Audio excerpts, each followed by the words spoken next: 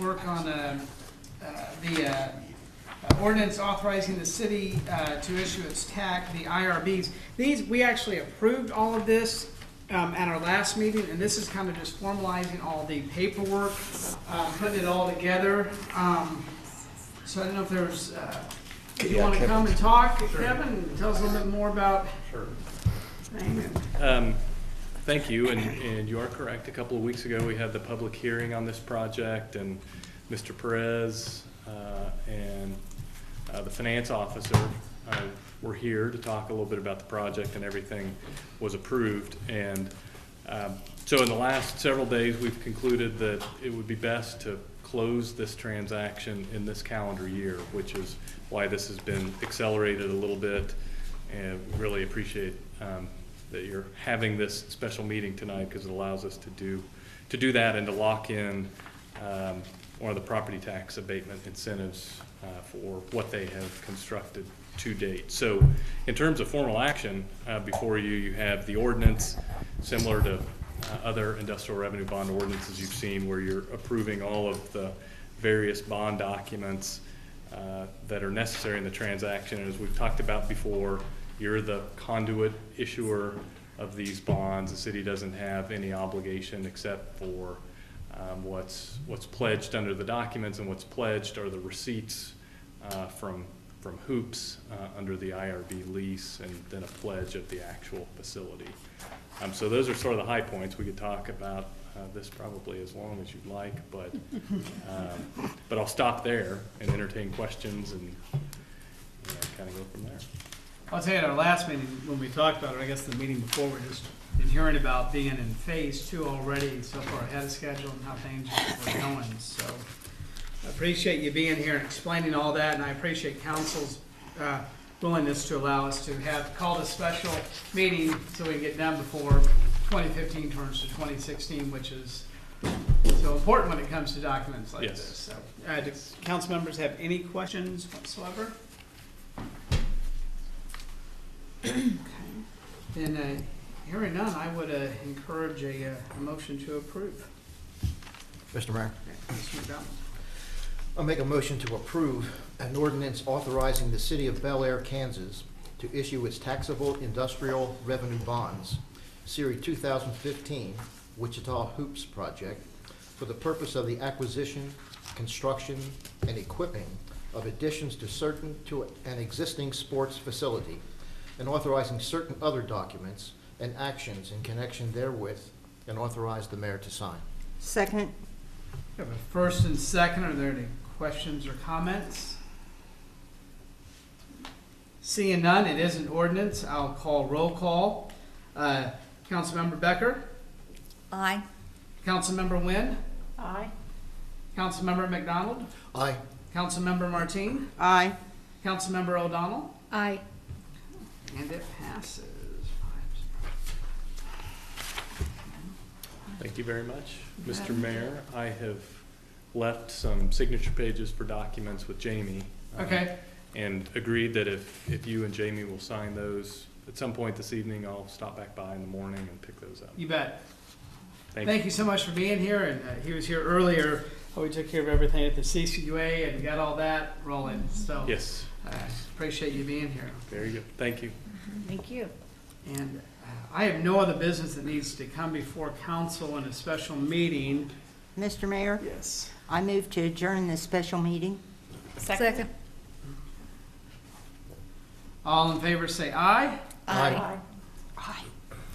Okay, we are adjourned. I will go ahead and move us into workshop mode. And we can move forward on that. The first thing on our agenda for our workshop is the 2016 legislative agenda. We had never really been involved in this before last year, and I think it was Councilmember Becker actually kind of brought with the League of Kansas Municipalities, and brought that up, and we made a formal declaration to pretty much approve what it was that LKM put forth. The session starts, is it February?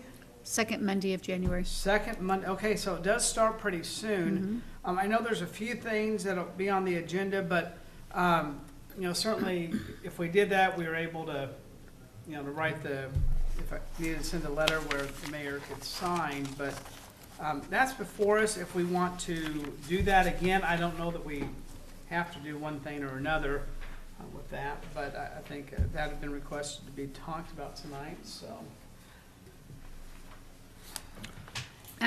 Mr. Mayor, yes. Mr. Lasher, would you just remind us what's the benefit of doing this versus, since we haven't in the past, and can you just briefly say that? Yeah, there's issues that the legislature adopts oftentimes annually that address what we do as a city. For example, one that happened last year was the state put into effect a lid on what we could do budget-wise, and that's Right. supposed to go into effect in 2017, I believe.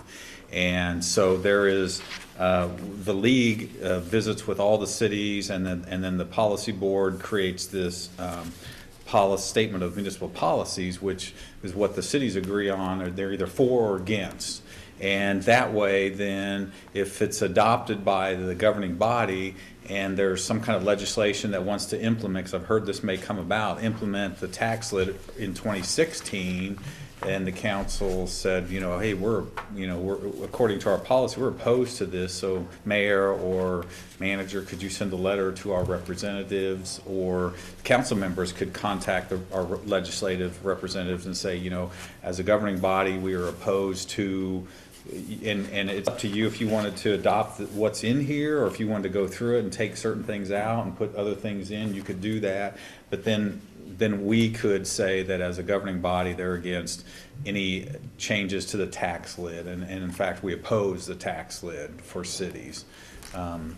So that would be the benefit, is then if legislation's affecting something that you have said you're against or for, then I or the mayor could contact our legislators and say, the governing body approved our legislative statement, and this is what we're for or against. May I ask a follow-up? Sure. Okay, so at this point, I don't have any problems, but let's just say I'm gonna pull something in here so it won't be controversial. Let's say at some point next year, I really rethink it and I'm against the stormwater on page 15 of the federal issue. Could, at that time, I ask it to be brought up on an agenda and we pull out something, or is it too late after we adopt it now? No, you could amend it at any point. Okay, You could adopt okay. it as So is that's- and then that's amend it good. later. Then we could do it, or and then add through the something. year, if things Yeah. change, we could ask to talk about it again. Okay. Thank you. Mr. Mayor, I've read through the entire statement, and I'm in favor of everything that they're trying to do for the cities of Kansas, and I would hope that we would adopt it. Mr. Mayor, I feel the same way, because you can't amend out of it or when stuff comes up, is what I understood from this. Yes, Mr. Mayor, I feel the same way. I think it's important that we have a united front, and I think the league has done an excellent job with all these issues. I too read through it again, as I did before, earlier this year, and I just think they're really on top of things and looking out for our best interest. Okay. Well, then I think we have a consensus. We'll have this on the next agenda. Yes. And to adopt that before they go into session. All righty. Wonderful, wonderful. Item 2 is the fee schedule. That this is something we review every single year. There's a few fees that have not been touched in quite a while. And made sure, because that works a little bit up, and make sure that tenant still stays and everything. So before you, and I'm trying to see which, Inside. yeah, okay, there we go. Okay, black and white, yeah, I knew it was in color, but there's just a few changes where there's an inspection. The biggest one, I remember if it was at the pool, I thought, had a little bit. There's big changes in the rec center. So, yeah, quite a few there. So, those are just kind of suggestions going over the fees. Like I said, we make sure that we're comparable with YMCA's and other programs around that. Still want to certainly keep everything affordable for our residents, but again, a lot of these in red have not been changed. I don't know, at least, 2 or 3 years, would you say, Mr. Lasher? Yeah, I think the most changes are in the rec center. And basically what Brian did is looked at raising about 10% because they hadn't been changed in, I would say, 3-4 years. They've remained the same. And so then he likes to evaluate what other rec centers charge and those kind of things. And that's why he felt that it's been a number of years and maybe a 10% increase, which, some of these is a few dollars. Was comfortable, but again, it's up. The ones that are in red are the ones that we're proposing to be changed, but it's up to you to review them, and if you're comfortable or have other changes. Mr. Mayor, I just had one question, because it hasn't been changed forever. On the dog tag, is that what it is across the board in all the cities? Because I haven't had a pet for a few years. Because that's what I paid 10 years ago. Is that still the rate? Yeah, and Okay. that we try to stay. Yeah, I knew we level wanted to with- stay. with the I was county shocked and it hadn't everything, raised. because it gets confusing for the vets, Yeah, because they collect right. it if we're at 50 and somebody else is at 30 and somebody's at Right. 35, so we try to Okay. make So it that's easy for something them. that's not changed for years. Yeah. Okay. And again, some of those like that, the idea is not, it's not a revenue generator, it's more so that people are getting their dogs Right. vaccinated, and if they get out, they have a tag, and, because our police, if there's a phone number on there, they'll call them without taking them to the pound first, Yeah. and try to get them back to their owner. So that's the more important piece of it. Thank you. Mr. Mayor? Well, personally, I feel that all of the rec fees for the residents, I don't care if they haven't been raised for 3 or 4 years, but these people already pay taxes to our city. And even if it's a raise for $1, I've been noticing when I've been driving around up there that there's a lot of older people that are going up there. And like, for instance, rec passes. They've been $80 a year, and you want to raise it to $88. I think that the non-residents of Bel Aire should be paying more and leave all of the residents' fees as they are. Because I don't think the rec center is in that big of a hole. Now, with the YMCA, you could raise that, because I've been up there and visited, and there's a lot of children that are coming to that are non-residents. I realize parents have to have babysitters for their kids out of school, and they do a good job and that type of thing, but they don't clean that building that well when they're gone. The staff from the rec center's in there doing it, and that shouldn't be their job. They should clean that up, because they're responsible for that room that they rent. But I just do not feel that the residents that already live here should be increased. And that's all. Mr. Mayor, that was exactly my thought when I went through here, because, our senior citizens, for instance, are not getting a cost of living increase this year. And a few dollars can make a big difference depending on a fixed income. And we're going in the hole every year with the rec center anyway. This is not going to get us out of going in the hole with increasing these fees. So I would agree with what Councilmember Martine said.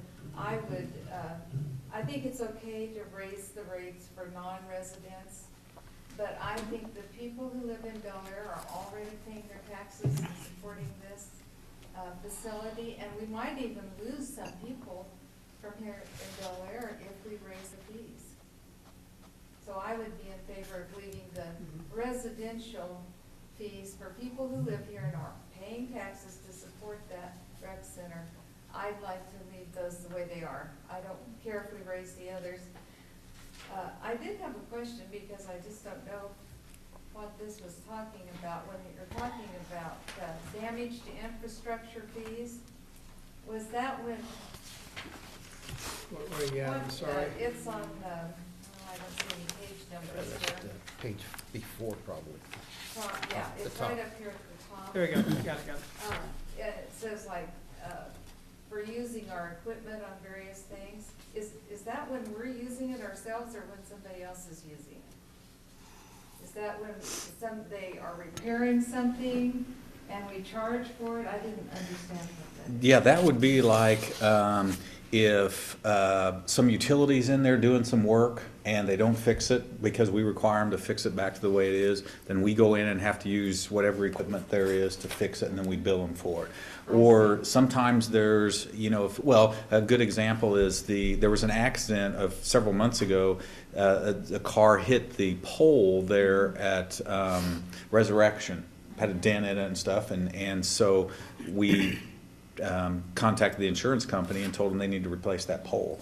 And so we hired somebody to do that. But I mean, if somebody damaged something that's the city's and we have to go out and repair it, then we bill them for it. And typically it's insurance companies or utilities that are doing it. Okay, we probably need to do that. Yeah. All right, Mr. Mayor. Thank you. I know that the rec center, that Brian spent time with you on doing these fees. And, if you look around, and I looked on some of the other cities, we are right in line. It's not like it's $8 a month, for instance, on the rec center resident. It's $8 a year, so that's not even $1 a month. I do know that we don't have any money in the rec center budget, and he spent a long time looking at this, and I don't think Brian would have suggested that we raise fees, which are pretty minimal, if he thought that we were going to lose everyone. So I'm in support of these. It's been several years since we've done any kind of fee increase. And, I think we've said this before, but you can apply if there's a right for, didn't we say that people could apply if they had a hardship? I know for the kids. Yeah. I'm not sure about adults. Well, that's why, I'm sorry, I'm talking about all these fees that you can apply, because I know there's people who can get scholarships or whatever. So, like your, facility rental ball fields goes up from 10 an hour to 11, for 2 hours. That's still really, you can't rent another ball field for that. So, I appreciate what you guys are saying, but I am in favor of doing these, because it will probably be 4 years again before we do another increase. And just for those listening at home, you're hearing us talk about fees and all that, It's minimal. just want to point out a couple of examples under youth sports. For soccer, the proposal for residents is to raise it from $33 to $36. For blast ball, from $21 to $23. So, yeah, it's an increase. But yeah, we're looking at all of these, and we do appreciate Brian putting in the time. We do break These down a go lot down. of these fees, yeah. The clinics and the camps actually go down. Yeah, some actually do go down here too, that is correct. They're, if you look at, little dribblers, that's a decrease. Basketball camps is a $4 decrease. So we do have a fee schedule for non-residents and residents, which is what we're discussing up here tonight. So I said is there anything that starts up January 1 where we'd have to take action immediately, the first one, or, because I'm hearing a couple of different, I'm hearing keeping residents the same, but go ahead and go with the non-resident changes, and I'm hearing go with everything, so. I'd like to go through the Mr. other Mayor? council members. Yeah. On those youth sports that you just mentioned, isn't that per child? and you have 4 children in your family, and they're all playing sports, that's running pretty expensive. Be $12. Yeah. Well, plus, well, it'd be 36 times 4 if you raised it. Well, you were already paying 33, so Right. it's just gonna be $12 more. Right. Well, To play. $12 to a family Yeah. with 4 children is quite a bit of money. Oh, I know, my kids, this is still, I love our rec center and all of the things they provide, our sports, because my son hasn't played for 15 years this type, and this is still less than I paid in Hayesville. These are very good rates, and we have excellent fields they play on, excellent coaches. Mr. Mayor? I would suggest that we put this on the agenda for the next meeting, and we discuss it at that time and take action on that. Okay. Okay. Sure, I'll do that. Any comments? Okay. We'll have those items then on the next agenda.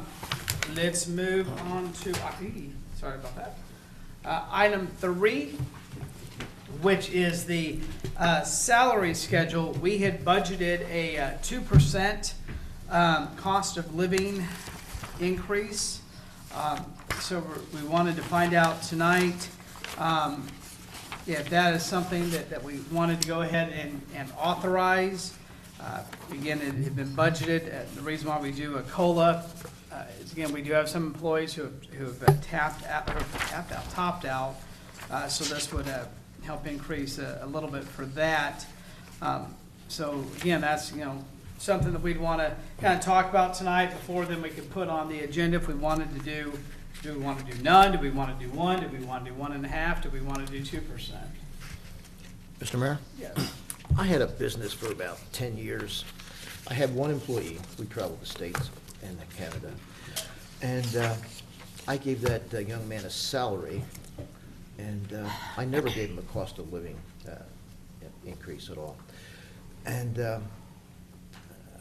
this year, I think someone mentioned that Social Security recipients are not going to get a cost of living either, because the federal government says that there has been no increase in cost of living. Now, I don't know if that's true or not, but that's what's happening. So overall, I think we've been giving cost of living over the past several years, have we not? I can go back and check on that. I know we did one last year. It might have been a 1%. It was maybe 1, we didn't the year before. Yeah. I think the it year was a before we didn't do it. 1.5. So I can overall, find that. I'd be in favor of not having a cost of living charge. That's my thoughts. Mr. Mayor? Mm-hmm. Well, as you all know, I came up and got some more information on this and kind of did a scale on it. And personally, I feel some of these people are, like one person has been, he's a step 4, and he's been here 8 years. I can't say the amount that he's making, but some of these wages that our employees are making, to my opinion, they're way out of line. They're not, for the years of service, and if they're not doing their job and not, like we had one lady she just was hired in, and she's a step 1, and she's already way up there. I think all of us need to resign our jobs and come ask Mr. Lasher to hire us. You mean she's a step 13? Step 1's the lowest. Step 1 is the lowest, but look at the pay she's making. Well, different jobs are going to pay different salaries. Well, that's Where are true, you Yeah. at? What but year? I wasn't even making, I was making a little over that much, and I don't remember what step I was, but I was here 28 years. Well, I know we don't want to just give out raises just because people, for longevity. I mean, it's for performance, it's for Yeah. education, it's for the title. It goes on, and I let Mr. Lasher talk a little bit about that.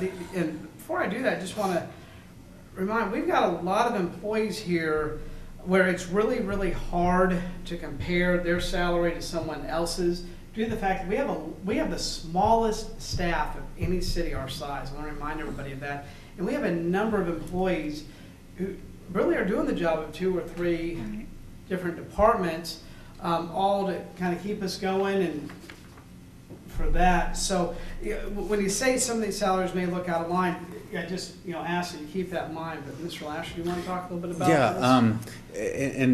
Because I wanted to address Mrs. Martine's point about the step increase. So what we'll do is, the one that's specifically the one that's been here 8 years on a step 4, because that is, when you're looking at that, you're thinking, well, how does that work? And then other ones are at a 10 or a 12, and they've been here 10 years. It's like, well, how does that work? Well, what we do is that, and like the mayor said, many of our positions do several jobs. It's just not like it used to be a typist or a clerk, but they do several different tasks. And then some people, if they get additional education, get additional training, we'll move them up a step. So like for that person, they were getting at the top of their pay scale, and we said, okay, and I don't know exactly the one, but let's say it's a public works person, and they go out and get a CDL, because we say, okay, we want you to drive one of the big trucks to move snow, so we want you to get a CDL. And then also what we've been doing is we've been cross-training all of our public works staff, because we used to have 2 separate departments, parks and then public works, and because they're so small, we have 6 total for all of those. And so rather than just having guys mowing during the summer and then working on equipment during the winter, we need those people over, help them push snow and things like that. So what we would do is say, okay, you were at a step 8 because you were a mower, and if you get your CDL and start doing some training on the backhoe so you can go out and fix a water leak, we'll move you up to we'll give you more responsibility and move you up to a different step. And so they would move up, but then they would move down. So that's why you could be here 8-10 years, and you started at one level, and then as you took on more responsibility, increased your knowledge and your skills, we'd move you up, but then you'd kind of go down on that so that you'd have room to move up on that. So that's why, and that's a good question, because a lot of people would ask that. And I realize that, I'm sorry, Mayor, I didn't ask permission. You're fine. I understand that several of them are doing, 2 or 3 different hats. But I noticed that recently there's a lot of errors being made. And like... Well, that'll be up to their supervisors to decide if they get it through, right. Looking at that work. And I don't think I can say this in public. But I still feel that our employees, for the 3 or 4 hats at the present time that they're wearing, are getting paid sufficient. So at the present time, I'm not in favor of the 2% increase, cost of living. Mr. Mayor? May I speak? Yeah, I just want to point out that, we're talking to 2%, something that was budgeted. Morale is so low right now around City Hall for so many different reasons. And for us to, I think, tell them that they're not worthy of a 2% cost of living, I think could even have some further damage. Well, yeah, thank you, Mr. Mayor. We sat back in the summer and we worked over this and we looked at this. We put it in the budget, so it's already there. And I am in total support of this. If you look at things, and I know what the economy and stuff is saying, but they just raised, the Feds just raised the interest rate yesterday, 0.25%. They're going to probably do it 2 or 3 more times. Inflation is going to start back up. It's going to be healthy, but I think this is a really positive thing for our employees. We didn't give them any type of bonus that we used to give. We don't have a whole lot of incentives. Morale is not the highest. It's difficult to do 2 or 3 jobs. Some of ours, we have people that are here tonight having to stay again.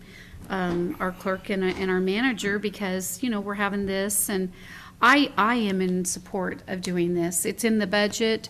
I think it would be a really positive thing for our employees, for us to say, this is something we want to do for you. Mr. Mayor? Some of that I agree with. I don't want to begrudge the employees from getting a 2% raise. But if morale is down in the office, and this is already budgeted in 2016, that doesn't mean we can't bring it back to the table when morale and things change in the front office, or any other department heads notice a big change and this type of thing, that we can't bring it back up and give it to them then. Mr. Mayor? May I ask Yes, a please. question that's a little off track, because I need a little history. I keep hearing that the morale is so low. Do we know what the cause is? Are we taking steps to improve that? Well, some of the employees that I've spoken with have talked about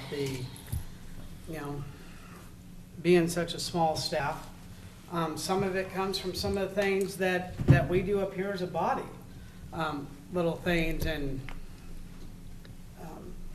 needling, micromanaging, whatever you want to call it, to, we cut their budget this summer after they had their best year ever. It's kind of tough, especially if you compare ourselves to any city our size. Again, we probably have, I don't have the numbers in front of me, but you look at other cities our size and they have quite a few more employees. So they're feeling the stress of that. They don't feel supported by us, some of them. So yeah, it is tough, and that's why I thought at 2%, something's already budgeted. Again, this is not an automatic that everybody automatically gets 2% of their Yes, next it is. paycheck. It's a COLA. It's a COLA. You have to give everybody one. But I Does think, it, was I, okay, I no, it's a apologize. COLA, but it's I'm sorry, it's a you're good right, I'm thing, sorry. yeah. So Sorry. that's just some of the things that I, Okay, well, I appreciate that. And I'm kind of coming from the business side of things too, and I can come from the Social Security side of things. I got the nasty letter here, not too long ago that says you're getting nothing. Oh, and by the way, you made too much money because you're still working, so we're gonna zap you for some more money for your insurance. So, I have employees that are salaried, and their raises are never based on cost of living. Cost of living is set by someone who I'm not sure knows what they're doing. Right. Increase, Mr. Mayor, it's not a matter of worthiness, you use that word. And I don't think that the employees, if the employees feel, that staff feels that we on this council are nitpicking, and if we are somehow belittling them or somehow doing things that are against their best interest, I'd like them to tell me how and when that we have done that. We have, each member of this council, in my opinion, has the best interest of the city at heart. And we have to work with staff, and I am friendly with all the staff, I think. I don't know anyone who has told me anything negative about what I have done or what any other council members have done. And this is simply a matter of the best interest of the city. It's city funds, it's city tax money that is intended to be spent on this COLA. And I don't think it's necessary for us to do it. And so I would put this on the next agenda item, Mr. Mayor? and we'll discuss it in full at that time. you want to say something too? Yes. I would say, following up on a couple of comments that have been made, I hate to hear that morale is low, and I think if morale is low, we need to find out exactly why it's low. There's always a reason that needs to be dealt with. And I do think our employees are doing a good job. They're very well paid. I've worked in government for 20 years at least, and our employees are well paid. I know the state employees haven't had a raise for 6 years that work in the state system. Nada. When I worked at the university or the college, we never got more than a 1 or 2% raise, never. And so I think we've been pretty good to the employees the last few years. And when I looked at the salaries, I think they're doing very well. And if there's multiple jobs being a problem now, we should take some of this money that we've saved this year and perhaps have some more positions so people aren't doing multiple jobs. If that's a problem, we should correct that, because that, I think, was done as kind of an emergency measure a few years ago. It was a necessary thing, so maybe we need to look at going back to having more positions. And I know that's expensive because you always have all the extra expenses with above salary. We're still not to the level we were in '08. Yeah. And we're how many more citizens do we Yeah, have? but I think that's something we should look at too. And it is a fact that the feds raised the interest rates. Now, this could affect us next year. This could slow down what's happening in our city. And I think we have to be very prudent about the way we spend our taxpayers' money. And this is no reflection on how I feel about the employees, because I think they're doing great and I think they're well paid, and I'm glad they're well paid. You know, I think that's wonderful. But we all need to just count our blessings and look at the positives. Look at the positives. The one last thing I would say, which is kind of in a different vein, but when you look at open records and what we got, we had to sit down and figure out, it was a process to figure out how much each person's being paid.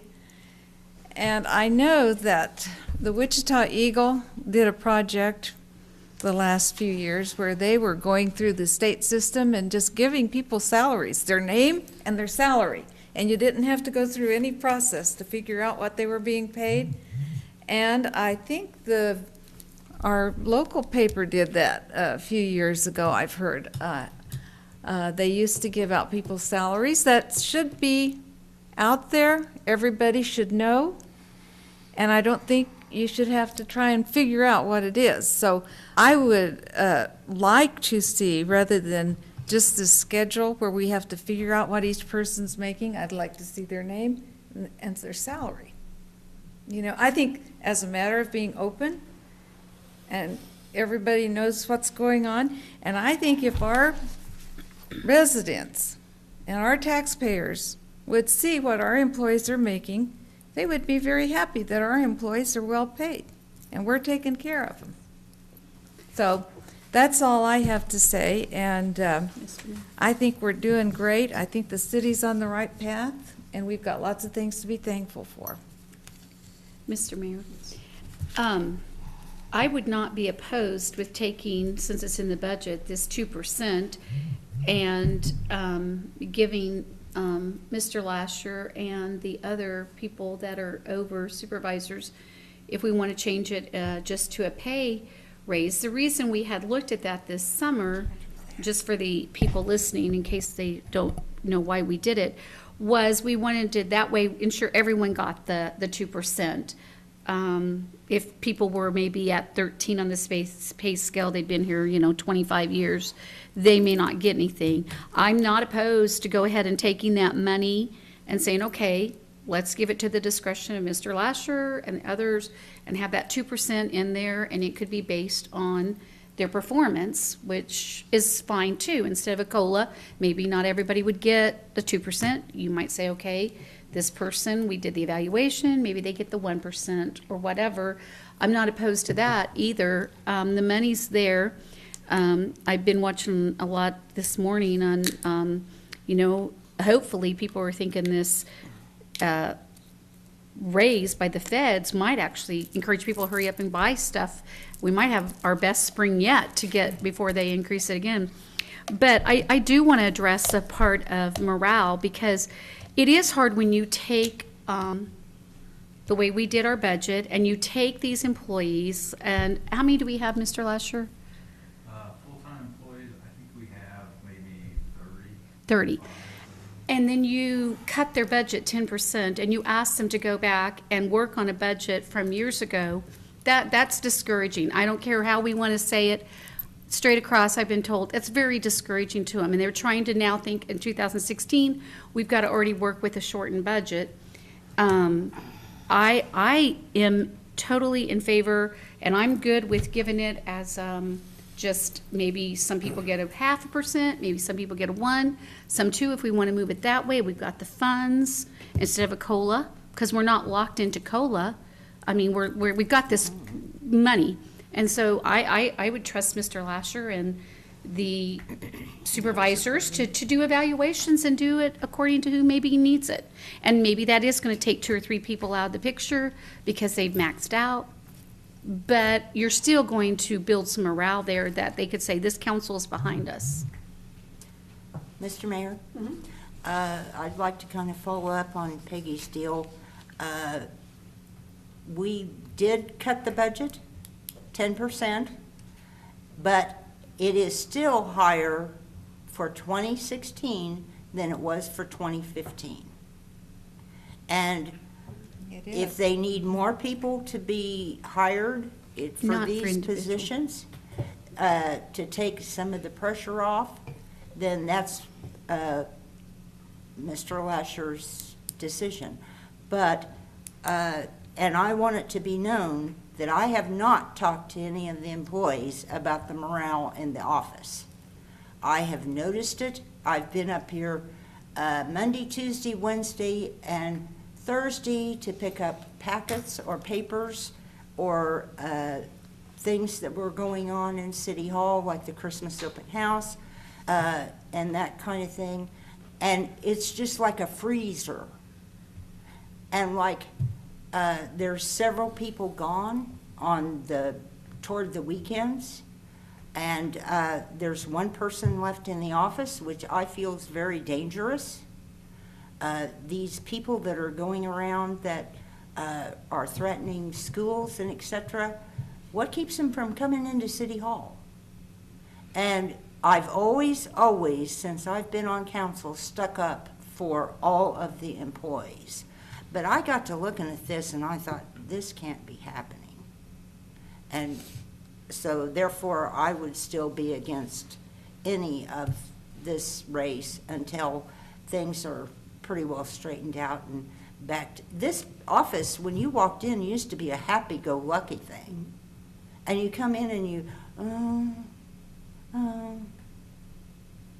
and not only that, but residents have noticed this. That's all.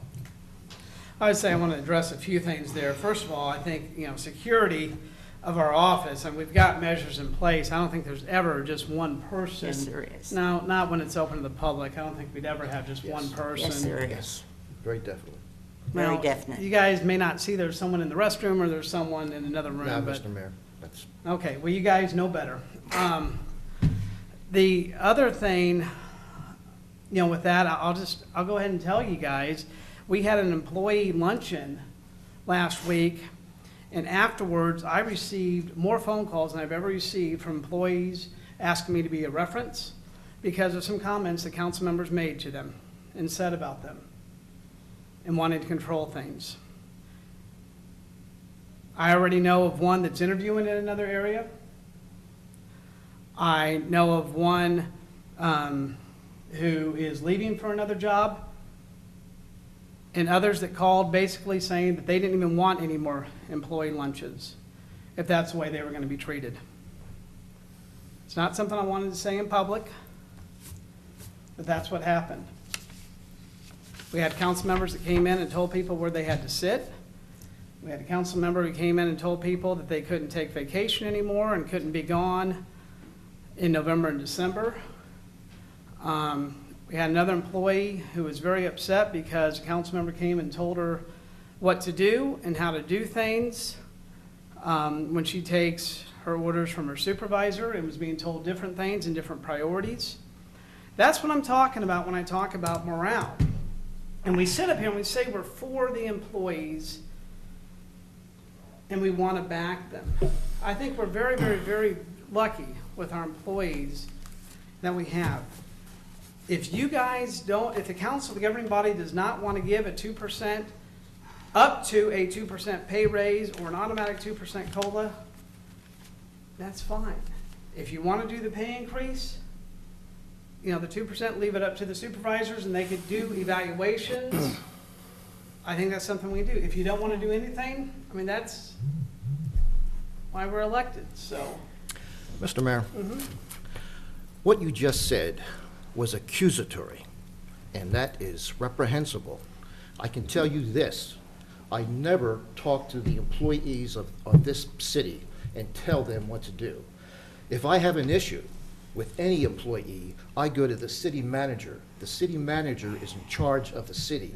I do not talk directly to any employee that I might have an issue with, and I resent it being inferred that I do. No, I was not referring to you, Mr. Councilmember McDowell. Matter of fact, it was not you.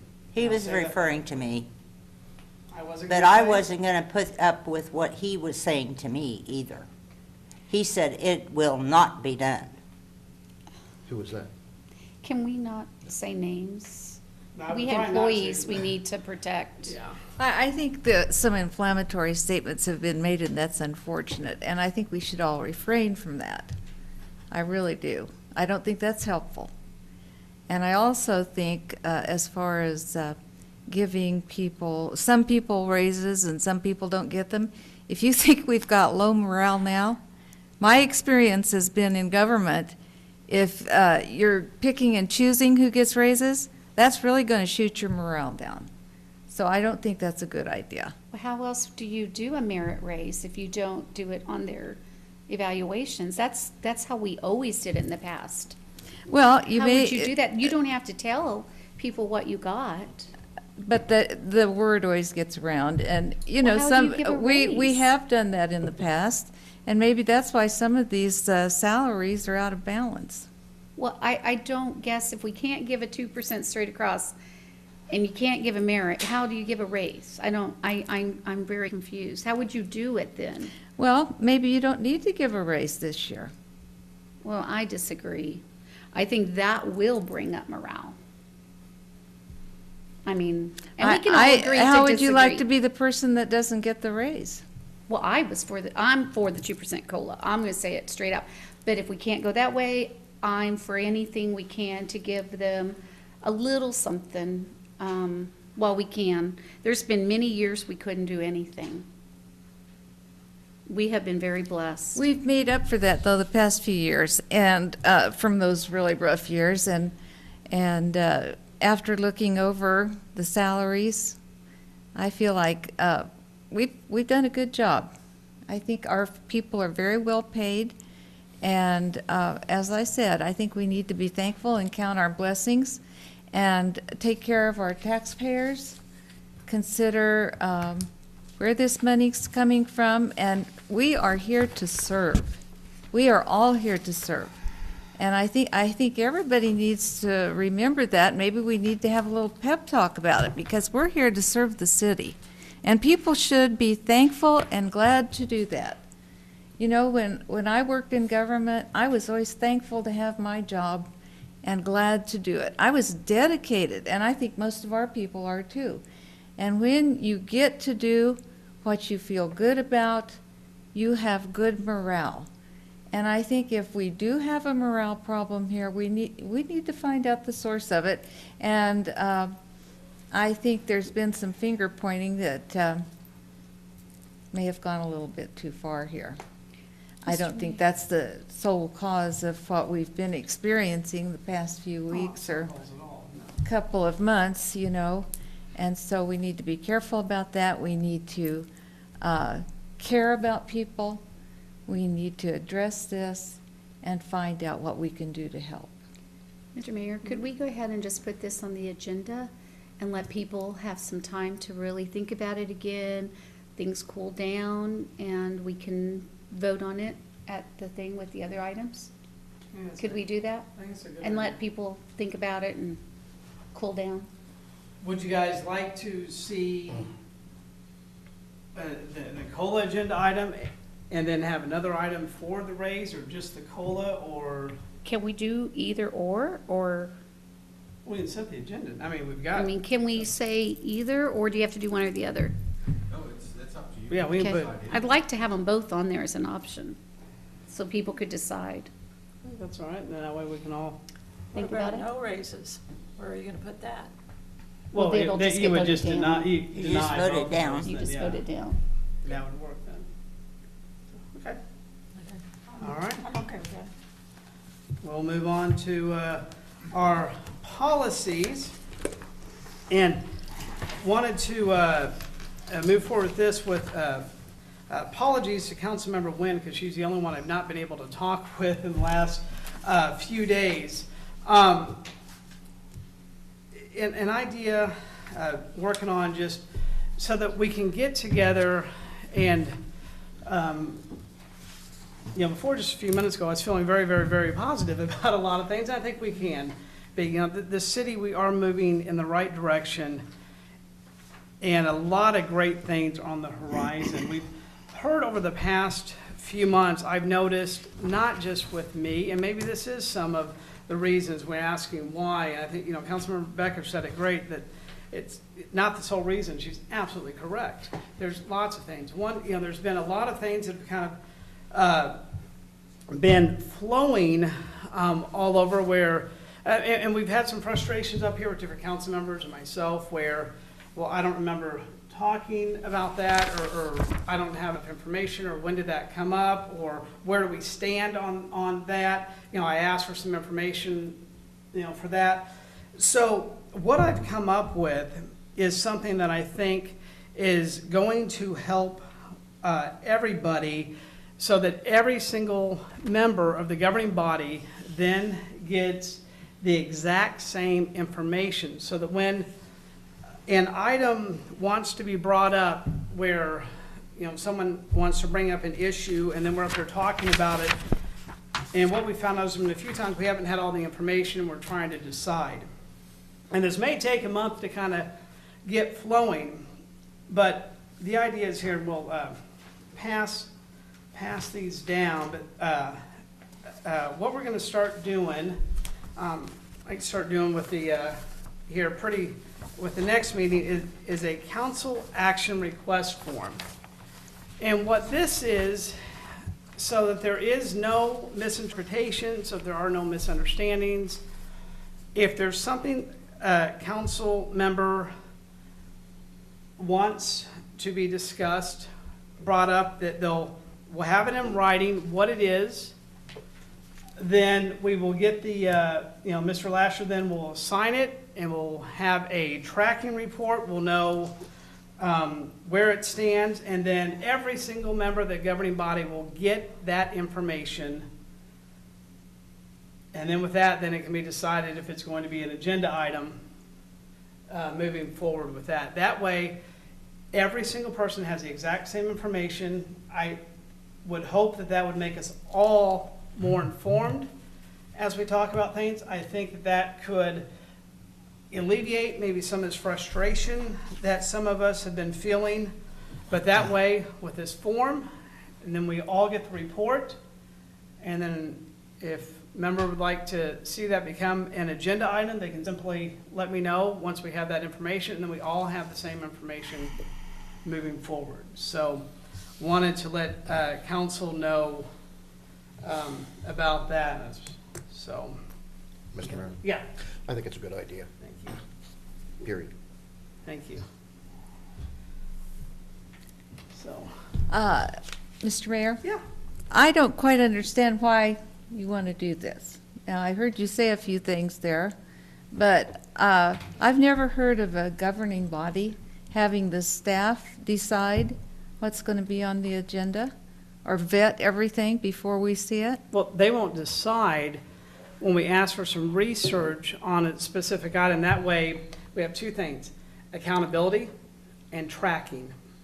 Better keeping track of all the, where you mentioned, things that we've talked about before, and then here we are a few months later, whatever happened to that? Where are we now? That way, there's a paper trail We But can hold that's- someone accountable. But no, the staff is not, they won't decide if it's on the agenda, but a good point where you brought up an item that we want to talk about, and if there's a misunderstanding, we can get the information, the history from the staff, why we do or do not do something, and with the recommendation, but it's still absolutely up to the council, A, if it goes on the agenda, and then B, what the action is. So a council member has to fill out a form and give it to the staff before we can talk about anything.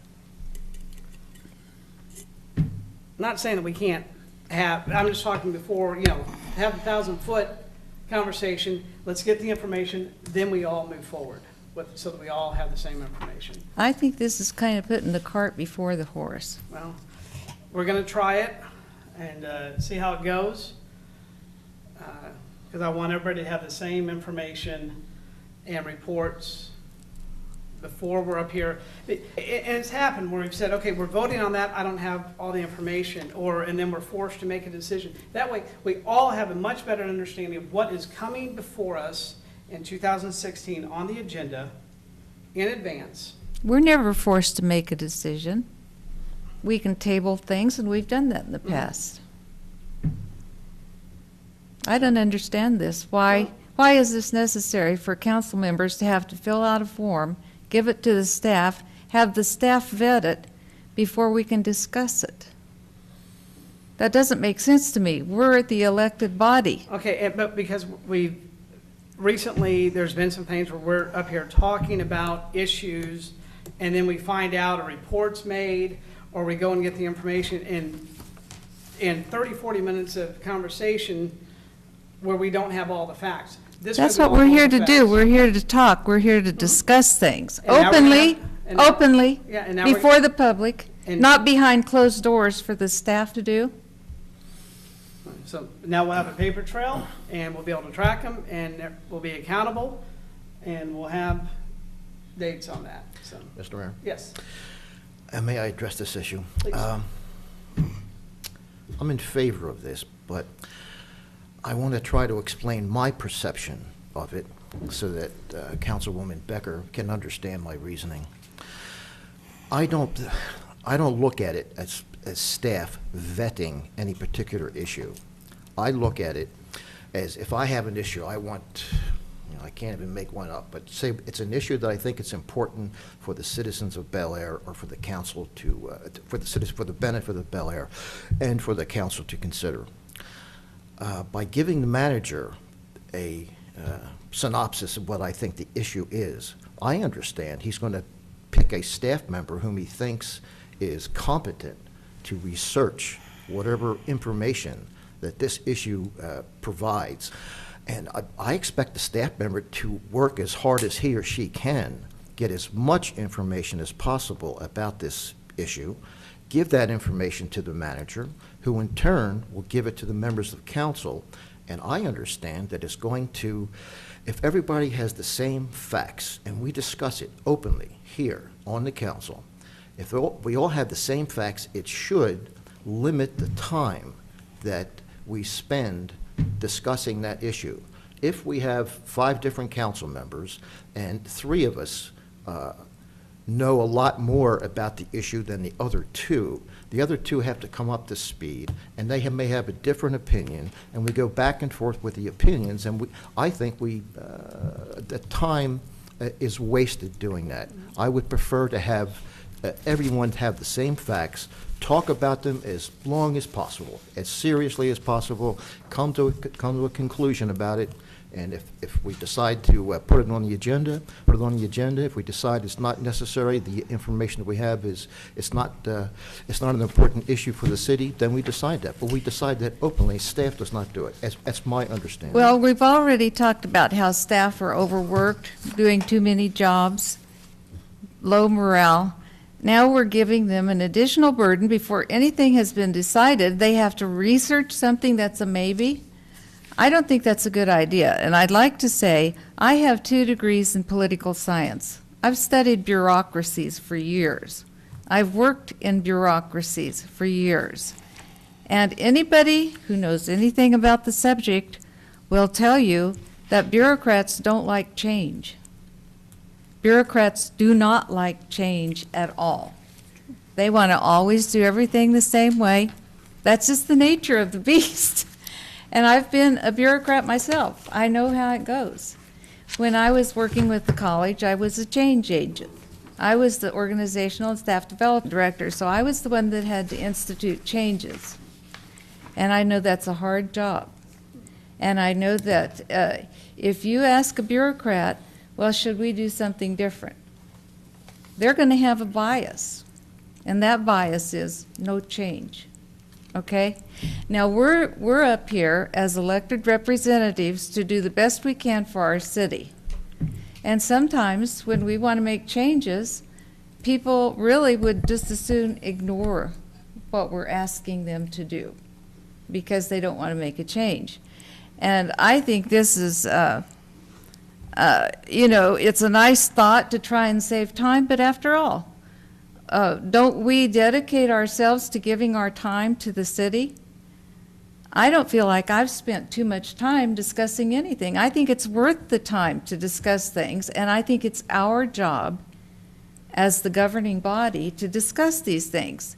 And I can give you a couple of examples where we had an idea and a staff member did a whole bunch of research on it about all the reasons we couldn't do it since I've been on this council. Now, I don't want to have our ideas go down the tubes like that before we even get a chance to discuss them. Because the nature of a bureaucracy is not to want to change. And I think this is rather insulting to the governing body to ask us to fill out a form and have the bureaucrats look at our ideas before we even get a chance to discuss them. I think that's putting the cart before the horse, and I just don't think it's a good idea.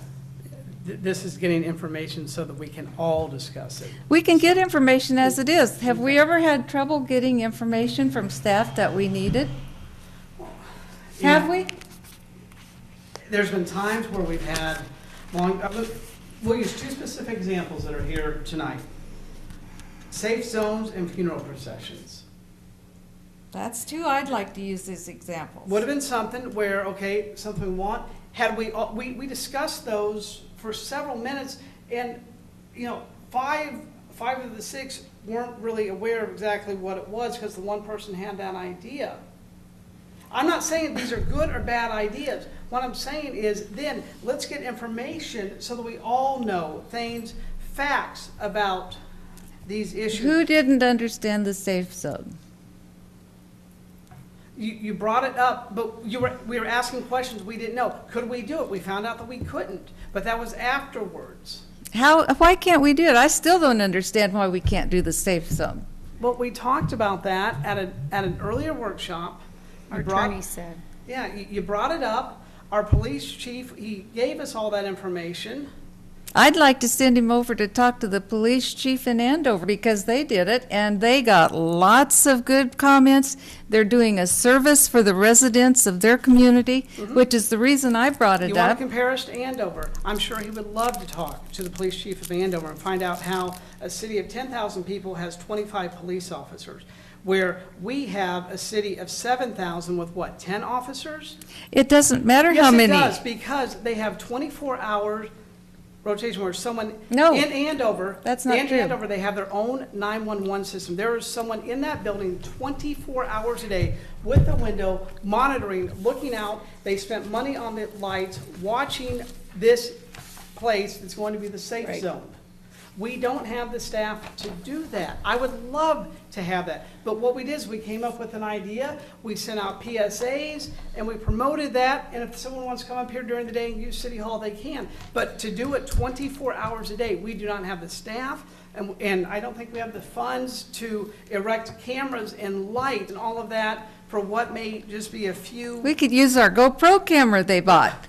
That would work. But what I'm saying, and I'm not trying to get in an argument here, but what I'm saying is that would have been good information for all of us to have before we spent all that time on a safe zone, so that we know, okay, hey, maybe we can't do all this like what Andover does. And I'm using this as an example, everybody. But here's something we could do, because I think Councilmember Becker brings up a good idea that we need to have something. So what can we do? That way we all have the information. I worked for months. I suggested that for months and months, and nothing was done on it. There was no follow-up by the staff. And I'd Well, like to that's an say, example of why may we I need say this. this? May I say this? I'm quoting what their police chief said in the paper, and I saw him on TV, and they aren't monitoring that all the time. They said, we haven't had any issues here, but this was an inexpensive, proactive response by our department to put together some signs and make a couple of spaces in our parking lot available to the public. Now, I've been in Andover. I used to work in Andover for many years. I don't see that much difference in their parking lot than our parking lot. We have a light right over two parking places out here. We already have a GoPro camera. I don't know for sure what they're using that for, but that would be great. They could put it right up in the manager's office at night if they wanted to and see everything that's going on in the Well, nobody can parking monitor a lot. GoPro We're not camera, on that though. yet, You can't though. monitor a GoPro camera. No, and you don't have to because it records, And I'm just saying that because Can you're we- saying a camera. It's not expensive. You can buy a drop cam, a Nest camera, for less than $200. And I haven't seen any advertisements that we're doing this for our residents. And Andover was on TV, had a great spot on TV, got all kinds of wonderful PR, had an article in the newspaper about it, that they're doing this for their residents. Are we And I think jumping we ahead could do to the that? same thing for our Okay. residents. Are we gonna jump ahead to that? Well, Yes, we we're have. talking about an example Well, that the no, mayor because I brought up. have a lot to say about if that's where we're going. Do you want to go and talk about safe zone? Well, no, I'm We'll just circle- asking where we're at. Well, I'm Let's- talking about you brought that up, so I just thought I'd I was follow using up on as an that. example. That way, And that was not, I'm using that as an example for my position on this, because I think that we could have talked about this. As far as I'm concerned, when I worked in a bureaucracy, my boss would tell me what to do, and I would figure out a way to do it. And I wouldn't say, well, now, these are all the reasons I can't do it. My boss never gave me an assignment for me to think about something before they asked me to do it, for me to find all the reasons where it might be good or bad. You see what I'm saying? well, I think you're assuming that the staff is going to be against everything. We As have I now. said, It's I'm gonna be- a political scientist. I've studied bureaucracies. This is a bureaucracy. Bureaucracies don't like change, and that's nothing bad about them. I'm not saying anything bad. I love bureaucracies because they keep the ball rolling. I have a great Wonderfully appreciation for them. I mean, we think we're couldn't both have government governments. without them, you All right, know? let's go ahead and move into our policies, and we can talk about the council workshop policy. But we already did. This is something that was asked to be on our workshop for this evening, so, Mr. Mayor, could I Yeah. say something? yes, please. As we're talking about policies, I want to ensure the council that we don't see our role as staff as adversarial to council. What we see, we have two roles with you guys. One is to give you the information that you want. So you come up with an idea, whether it's this or you bring up an idea, then we're going to go research it, and we're going to look at staffing levels, is there budget things, everything that you need to know to make both for and against. Because I don't feel we're doing our job if we don't say, well, if you make this decision, there could be some repercussions. But we also recognize you're the decision makers. And so we put together a report and we lay out what we feel are the positives and negatives. We may make a suggestion for or against something. But at that point, it doesn't matter because you make the decisions. So we come out and we say we're against doing whatever it may be because we have reasonings. But you can easily say, because you're the policymaker, you're the decision, you can say, I appreciate this report, don't agree with it. We as a governing body want to do this because we feel that's right for the community. Then our next role is to say, okay, the governing body has made a decision, we want to make Woodlawn a 4-lane. then we're gonna go out and make it happen. We're gonna do the best we can of making that happen. But what we don't want to get into a situation of where we give you information and we don't lay out what could negatively happen, and then it happened, and then you all come to us and say, well, we didn't know that. If we would have known that, this was going to happen, we may not have made that decision. So I just want to assure you, we're going to lay out all of our, and you may do your own research too, and that's fine. But we're just going to, that's what our role is to get you the information, to help you make a decision, and then you make the decision, and whatever it is, it doesn't matter whether we were supporting it or against it or whatever, then we'll make it happen. So. Well, I appreciate that. And Mr. Mayor, I'd like to say, I think it's been working really well. The only, I have a couple of issues, but the one issue when I don't think the process worked well is when we were talking about a dog park and a staff member came up with all the reasons why we couldn't have a dog park. And the dog park he was describing was more like a golf course. And at the end of his dog and pony show, I asked him, I said, have you ever seen a dog park like the one you're describing anywhere? And he said, no. So that was ridiculous. And that's what I'm afraid we might get into if we have to fill out a little form and have the staff do the research, because I will never forget how insulted I was, because I felt like that was an insult to our intelligence. And have we ever talked about a dog park since then? No. It killed it.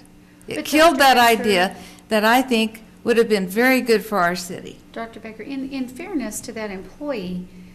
Well, that employee's gone. That's the only reason I said that. I wouldn't have said that about anybody that was still But in around. fairness to that, there were others on us of the council, because we all are a part of this. It's just not, if you want the dog park, there were others of us up there too that were not in favor of spending tax dollars on it. So I don't think it's fair to say that. I'm just saying, because I publicly have said that for a long time. Until we have the funds, I don't want to raise a mill to have it. So, I don't think we'd have to raise We're a getting mill. way off, but I just want to say, there's 6 of us that have to say it, not just you. I realize that, and Okay. I think there are other members that are in favor of the dog Okay. park. Let's move back, let's get back on track here.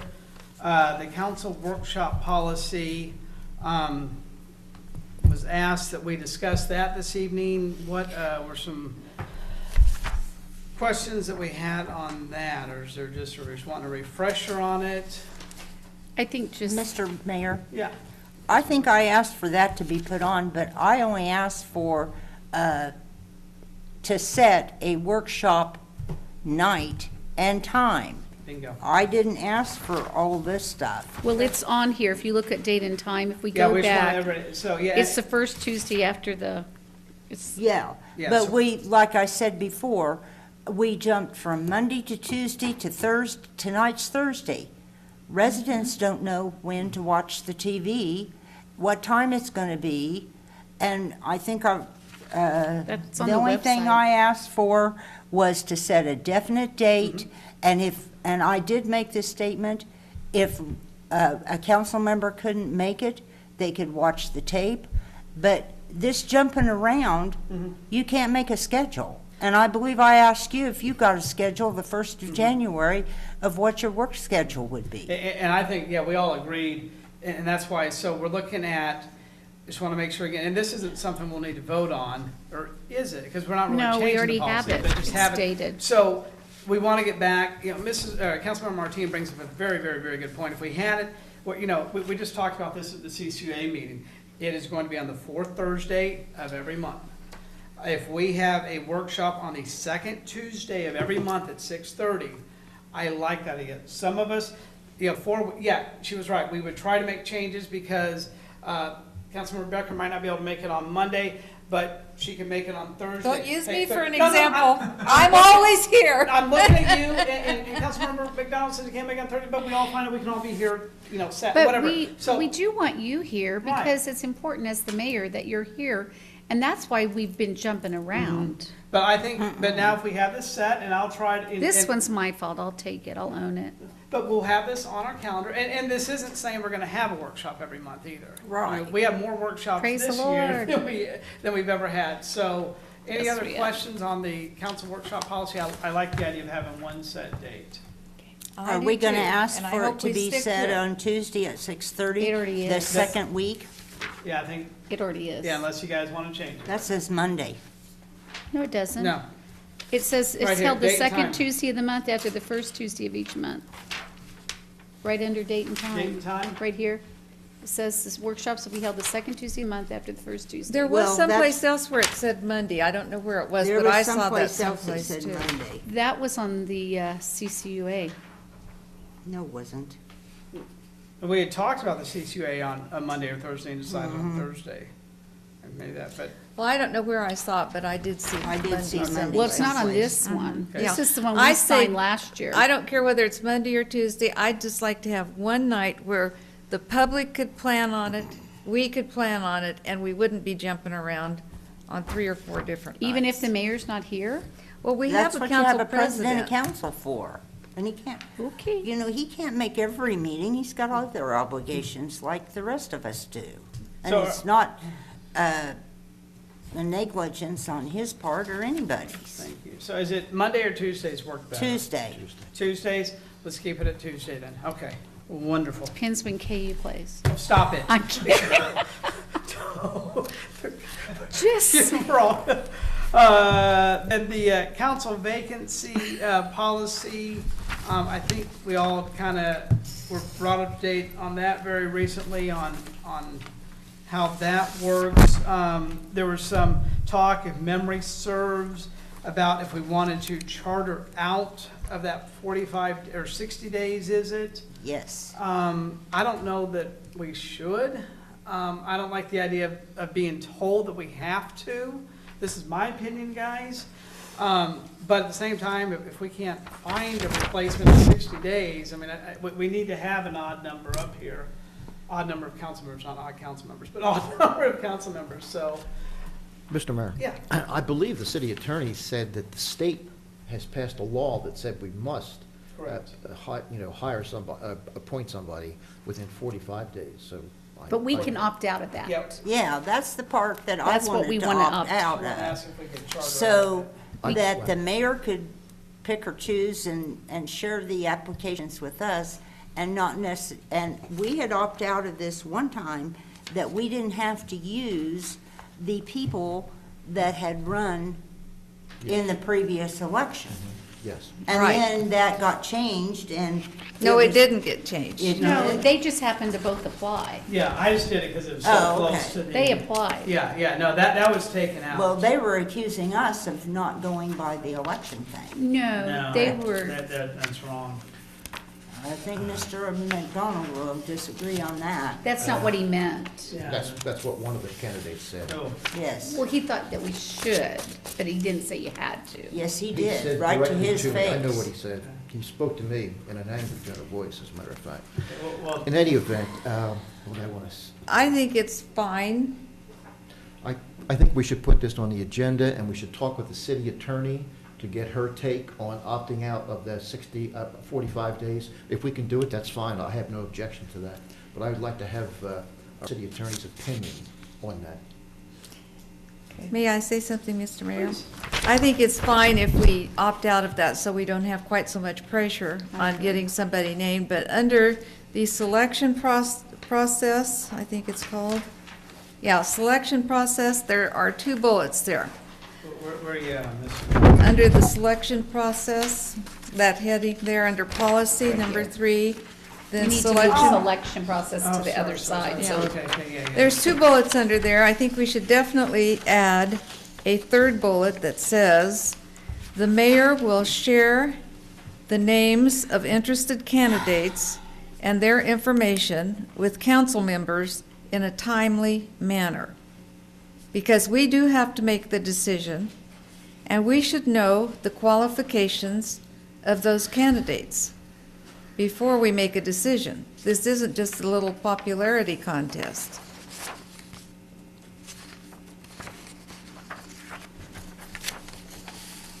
It says, recommend to the city, it almost looks like the confirmation where it says the mayor will recommend to the city council replacement. And you just want to put in writing that I give you the information? Yes, in a timely manner, and that we know the names of all the interested candidates.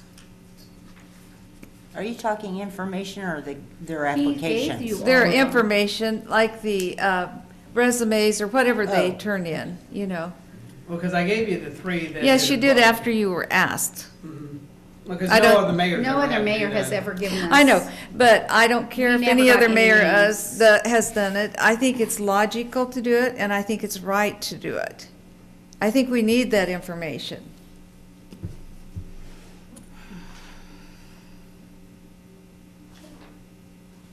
And Because it's, we might not know these people personally. Somebody may apply that we don't know. We need to know more about them before we make a decision. It's a very important decision, you know? You can't just choose somebody because you like them or. Information, you know, okay. Yeah, I think that's the objective way to do this. I think this is how we did it. We did. Oh, okay. Because we But she we wants to have it in insisted on writing, it. I yeah. want it in I writing. want it in, yeah, she wants it in this thing, Yeah.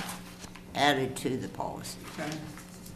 Now, I have another idea that may be controversial. In my opinion, that last one, I think that's just logical and good sense. I think maybe we should say something in here about the mayor will not discourage nor reject any applicants prior to the completion of the selection process.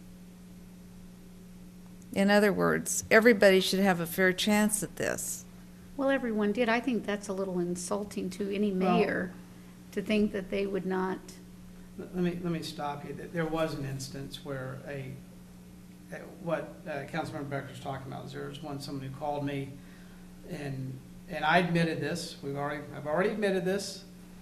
So I'll do it again if you guys want. I don't think you should I know, publicly. but yeah, maybe I wasn't right by a good candidate, and that's something that I've owned and apologized for. And I'm sorry to and- bring it up again, but it is, you know, and maybe the others don't think that's necessary to say, but it did happen, and I just think we have to be very careful that it doesn't happen again. Well, you- Nobody should be told ahead of time that you aren't going to get this. Yeah, I don't think we want to put that in Yeah, here. we'll just put in here the mayor, yeah, if you guys want the stuff in writing, I think we're okay. Now, I'm not insisting on that by any means, but I just think it's something we should be aware of, and we may not need to put that in there. Let's hope that never happens again, but I do think we should put that third one in, that, about the information being shared. Talk about the employee holiday schedule. This came up where every year we have a floating holiday. Is it like a? They have a floating thing. Yeah, I'm sorry. The floating, and we voted, but we do this every year to make, is it Christmas Eve or New Year's Eve day? And I think it was, I think it was Councilmember McDonald brought up, said, why don't we, let's just make those holidays, which I think makes a lot of sense with one thing that I want us to think about, though. What happens, though, then, I want to make sure we have something in writing, then, where if it says, what happens is if Christmas Eve day falls on a Saturday or a Sunday? They get Friday off, it's in the policy. They get the day before off if it's on Saturday. If it falls on Sunday, they get Monday. Yeah, I just want to make sure that we have that, so that was that set date. And Mr. And I Mayor, would be agreeable just to go ahead, give them the 24th and the 25th, the 31st and the 1st every year. It's giving them an extra Half day, I think.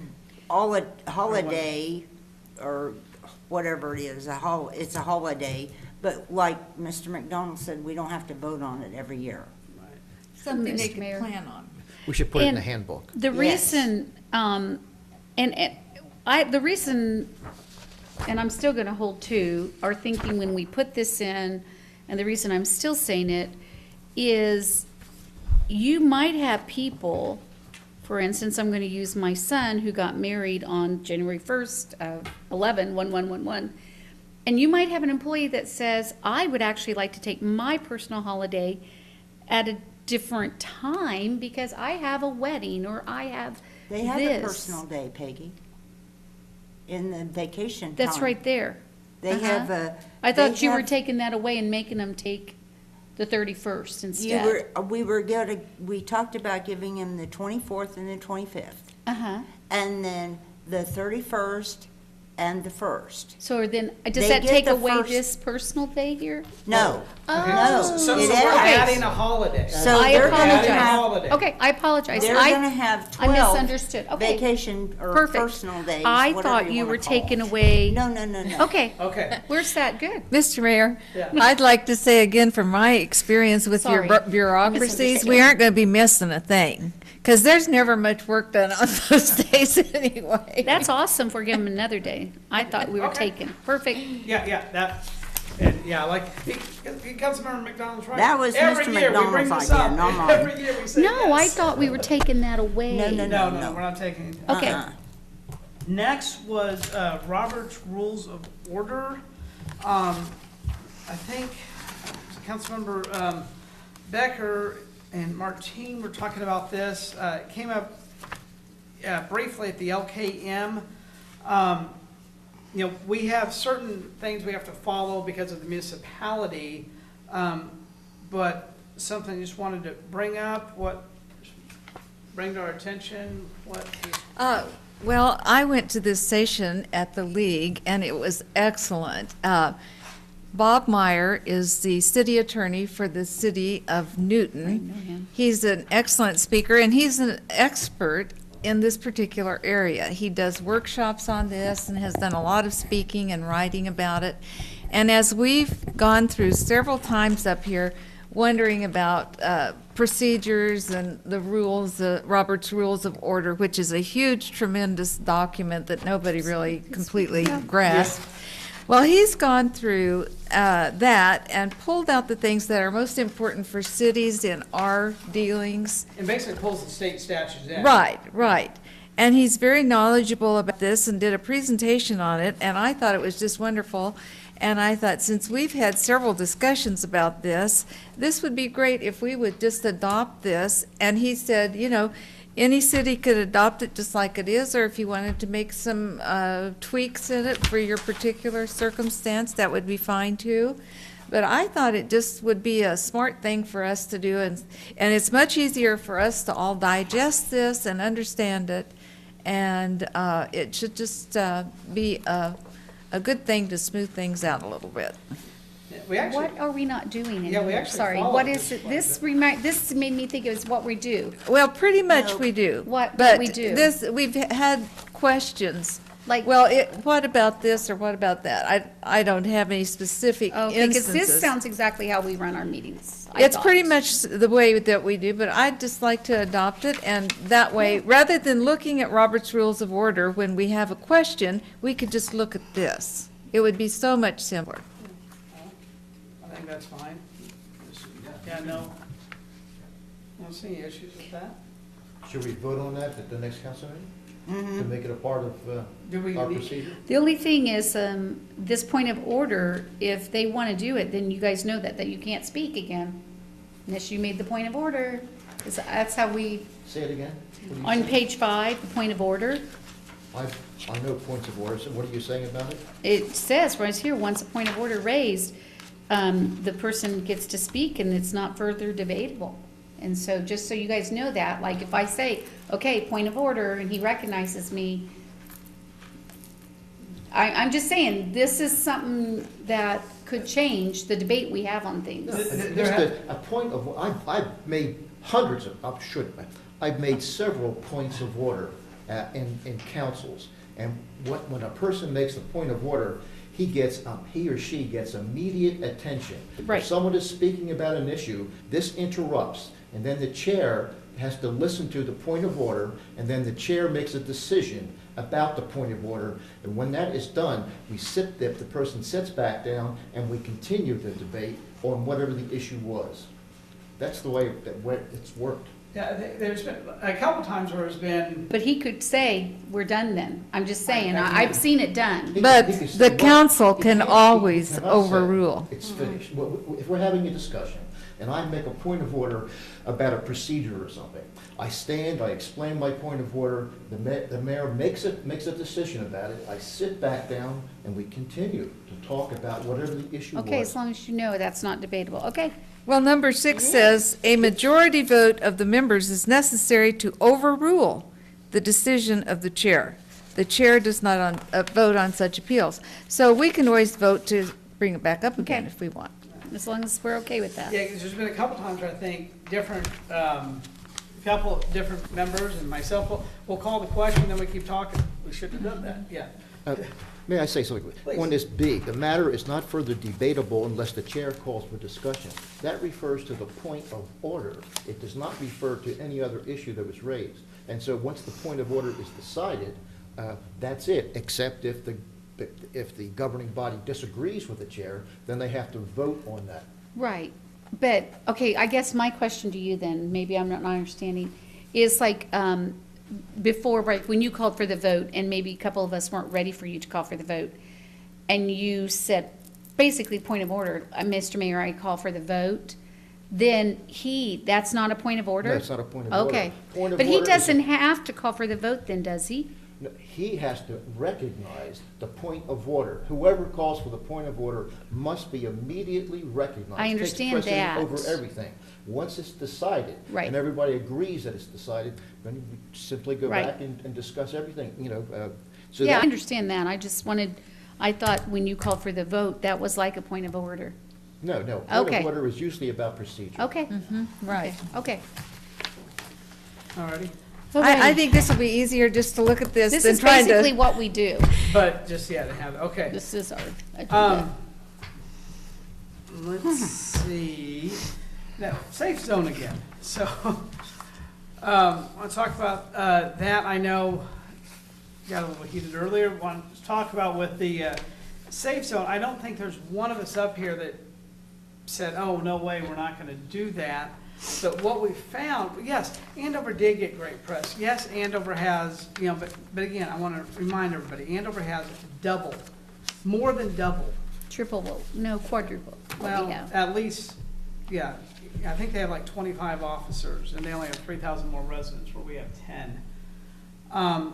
And they have their own 911 system, whereas, so there's someone in that building at all times, an armed person in that building at all times, that should be monitoring that.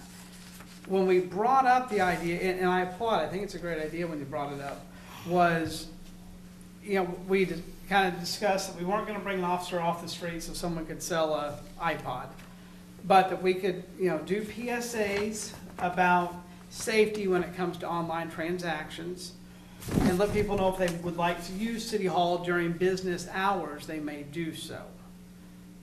Is that Which is what's here. right?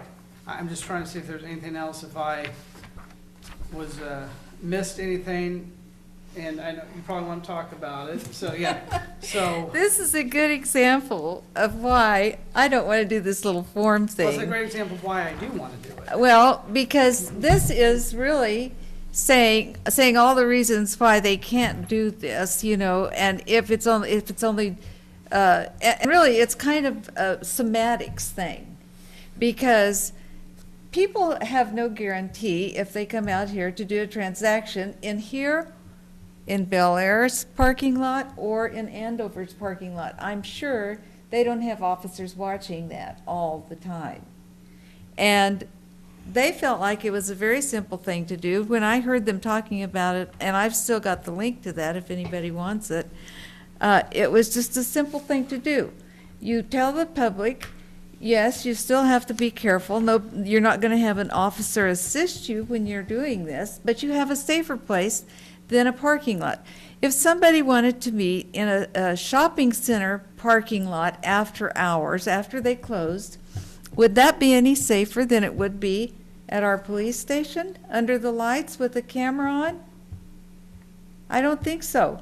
And would our residents want to have to go someplace to a shopping center when they could go right here at home and have this service that they would really appreciate? I mean, this is a problem.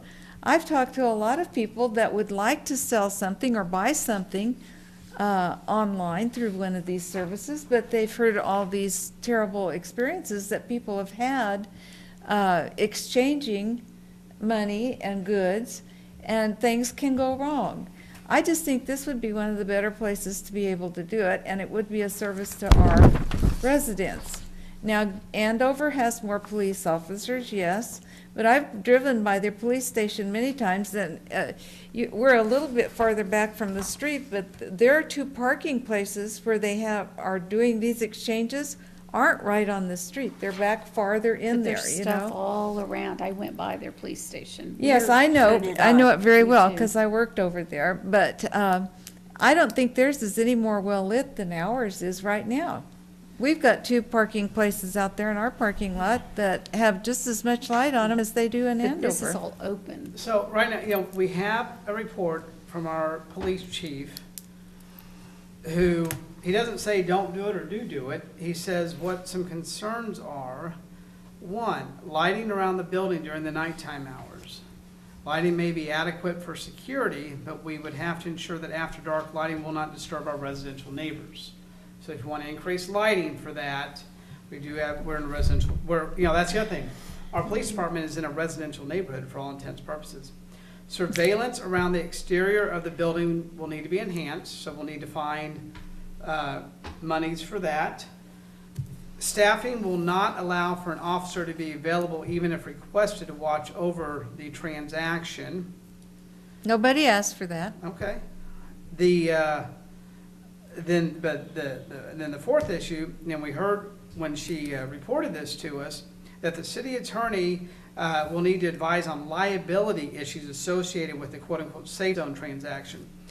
And if I remember correctly, and correct me if I'm wrong, I mean, our city attorney brought up that, if we say, hey, you come here and we're a safe zone, and God forbid the worst happens, the city can be held liable. Right, that's what she said. And I don't know, and that's why, when we talked about it before, we kind of come up with the idea, let's do some PSAs and say during business hours, kind of as a compromise during the day, but, so if you guys want to go ahead and do the full thing like Andover, but no, we're going to have to spend some money on lighting, we're going to have to spend some money on surveillance, and I sure as heck think we should spend some money on really increasing our insurance. So again, this is where we're saying we get information. We're not saying do or don't, but these are things we need to know before discussing if we want to have this or not. Mr. Mayor, I thought when this all started that we were just going to put out here in the parking lot, the second row. I looked at it a couple of nights ago and again last night. There is a street light right there on two spaces, and maybe that light could be an LTD light or whatever, a little brighter, but it's pretty doggone bright. And we have those trail cameras already, and I don't know if they're being used in the developers' stuff or not. And when I went over and viewed Andover's deal, they had the same thing.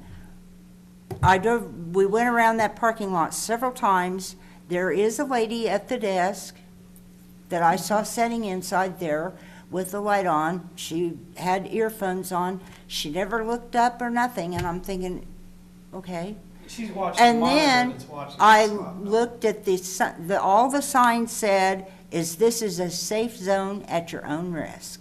I believe it said own risk. I'm not sure on that own risk thing. And they were just little, small signs, one in front of each one of the parking Right, I saw it too. spaces. And that's all it was. We weren't asking for any more lighting or insurance to go up. This is done at their own risk. I know a lot of people that drive clear up to 61st at Chisholm Trail State Bank because it's lit. They don't even have signs up there. Or cameras, And we have probably. this thing we put out, this exchange that people could do, but I do know the attorney said, she cautioned, she didn't tell us to do it or not, she cautioned. The police chief isn't telling us to do it or not, but he certainly has some concerns. I'm very comfortable with putting online that we are a transaction exchange area, and we could post this on our website, and then people are at their own risk. We don't have to say we're an actual safe zone. Well, may I say, Andover Police, I've got this, what was online. Their signs say Andover Police Exchange Zone. And this is the way I feel about this. I have been talking about this for months. I've mentioned this before several times before we even talked about it at the workshop. I wanted Bel Aire to be the first ones to do this because I'm a marketing kind of thinking person, you know. We need to market our city. We need to do good things that we get good PR about, and Andover got wonderful PR about this. I know we would have gotten the same kind of PR if we would have been the first ones to do it, and we missed out. And part of that was because of foot dragging. And that's what you get into when you look at everything and beat it to death, all the reasons why you can't do it. And I'm just sorry that we missed out on But that. Ramona, I don't think we missed out. I'm sorry. We don't want to go against what the recommendation of our attorney is. I'm not finished yet. Well, Councilmember McDonald's been waiting to speak on this. Yeah, there are some things in the police chief's report that I would like explained. I don't know why we would have to have increased security around other parts of the building. If the light out there is sufficient, if there's a camera on the spot, I would like to talk to the attorney about, about her concerns. But that's, I can't understand why we need increased surveillance, or security around the building. It seems a pretty simple cut, and it doesn't, we don't have 25 police officers. All that information, I think, is not relevant to our situation here. Exactly. And so, Well, I think what the force was, kind of like what just Council Member Martin was talking about, and kind of what we had talked about as a good compromise was we could say something at your own risk. It's during business hours, put up the sign there, and we do the PSAs and social media, and we're proactive. And we could have done this a long time ago. We could have been the first ones to do it. I just think we missed out on a wonderful opportunity. And Andover said it was easy, it was cheap to do this. I mean, those deer cameras, even if the contractors are using them, you can buy one at Walmart for $50. I don't know. And I think this is a great example of how you can really beat something to death with thinking of all the reasons why you can't do it. Well, I think we also I want think to we know all need the to, information. right, I'm with before- Mr. McDonald. I'm one for We need to ask information, the but attorney. Mr. Mayor. But you're there you go again, because it's the thinking of reasons why we can't do it. Well, I think we can do it. I think Andover did it. We can do it. And I'm a sane, intelligent person. I know that there's liability. Andover knows there's liability. And I'm pretty sure that they did a lot of research before they decided to. We're just, again, when it comes to with liability and everything, you want to be careful. Well, to a point on that, when you're discussing it with the attorney, make sure you ask if you can be sued, even if you have that sign up, because you can be sued for anything, no matter what you have done. I'm sure you can. Type of thing. And I'm coming into it kind of cold, okay? But is there really a need for it? Do we know? Has anybody ever said, hey, can I come up here and do this? Because everybody I know finds a way, because I work with kids all day that sell stuff online all day. My son does it nonstop. They meet, you guys, in these cafes. They meet in safe places. I hate to put the city at all this liability, this risk, when anybody could just come into City Hall and make a trade if they want. I mean, why do we have to say that? They can do it themselves. Kids do it daily. My son does it weekly. You find a place, you say, okay, we're gonna go meet at this McDonald's. Why, I don't think we want the liability when you can do a safe zone anywhere you want. You see what I'm saying? Let me ask, Mr. Lasher, are you aware of any requests or anybody's called, any citizens that have requested this? I'm not aware of any, but I do know there's been some times when people have come in during the day Sure, to they City could just come Hall in. and come in and use it, and that's fine, but I Well, I did don't you know if see we've- on Facebook, for instance, and the newspaper, where they do comments? They had thousands of comments about this, of people saying, way to go. Way to go, Andover. Great job, Andover They were Police. those We're own really residents thankful. that kept posting. Did you see? No, I don't think Yes, so. it was. Well, I don't think so. I think they did a good thing for their residents. The residents appreciated it. And fine, if you don't want to do it, that's fine with me. I was just trying to do something good for the residents of Bel We Aire. have this, we can put up. yeah. This is All right, great. So are we okay with this compromise? I think kind of that Mrs. Martin had spoken about and This is great. good. Post. And we have that out there. I mean, that way we're doing it. We're not putting ourselves at all that risk and Better late than never. What are you talking about? what you had talked Putting about. up the signs and the and say deer the- cameras? And the online transaction, Well, yeah. let's ask our attorney. Yeah. I'm with Mr. McDonald. Let's ask Okay. our attorney. Yeah, even with this, we should talk about I to the agree. attorney. about it. Okay. Alrighty. Then next was funeral processions, which I think Councilmember Martine, and I'll make a disclaimer here, disclosure. She and I had about a 47-second conversation right before the CCUA meeting. And this again, where there might have been misinterpretation, where a lot of us thought we were asking to do specific funeral processions, but I'm going to let Mrs. Martine speak about that, and you have the report here. Thank you, Mayor. Yeah. I was not asking for funeral processions. What I asked for was the police to notify all churches that on any given funeral, that they would give them help getting through the stop signs or lights in Bel Aire. Of course, I didn't care after I read the report that the gentleman that he referred to did not live in Bel Aire. He did some great things in Bel Aire, even though, because he belonged to several communities. The discussion on the possessions, I can't say it, came from another council member. And I think that's where it got twisted up, that I was asking for them to personally escort funeral people, and that was not what I was asking for. And then we get this report, and I'm thinking, how many hours did he spend on this thing? And some of the under discussion, he said that one had not been done since Charles Quinn was here.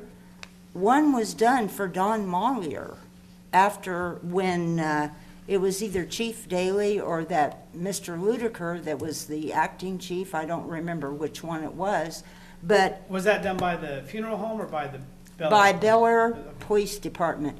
They went clear down to 21st to Central Church between Oliver and Woodlawn and escorted him back to Ascension Cemetery. And that was after Mr. Quinn. And then under churches, we have 3 churches in Bel Aire, and that was one of the discussions that he and I had at the breakfast, the volunteer thing. He keeps telling me that 37th and Parkwood Church, which used to be the Jehovah Witness Church, is not in Bel Aire, and it is. And I'm sorry that he got upset about our discussion, but I also have a witness that stood right there beside me and heard everything I said. It is, and it's It not. is It in is a Bel church. Aire. No, And it's it's another Church of the Resurrection now, because yes, there's they 2 of only them. meet on Sunday evenings, I believe, or Saturday. I don't care when they meet, they're still in Bel Aire. Well, and there's also a church across from Sunrise that's not listed here. Right, Community, Bible Church. right. But And there's Um, another one in, that's okay. I'm sorry that he went to all of this work of calling all these cities and everything, but I would just like to withdraw it and forget it. And this would have been another good And example. he is the only person I spoke to at that volunteer thing. I know, we would have had. And I left because he told me it's not going to happen. And I just walked off and went and talked to another group of guys. See, and that's another reason why with the council action request form, because I think it got twisted and now, so. Mr. Mayor? Yeah. May I say, this is another good example of a staff member spending a large amount of time on something that he misunderstood. And I'm afraid that would happen time after time because it's an interpretation. And what he did was go to great lengths to prove his point. Okay. And that's what a bureaucrat does. They're good at it. Sorry it happened, and I withdraw it, period. Let's talk about ordinances. This is something that's brought up. I think we kind of already discussed that. I thought where we wanted, sounds like council wanted to have some more discussion if we, did we or did we not want to charter out? I mean, I'd still like to, I would think that we could appoint someone within 60 days, but my opinion honestly is I don't know that I want, the legislature telling us that we had to do that. I think that's the biggest problem for me. That's me, David, though. Right.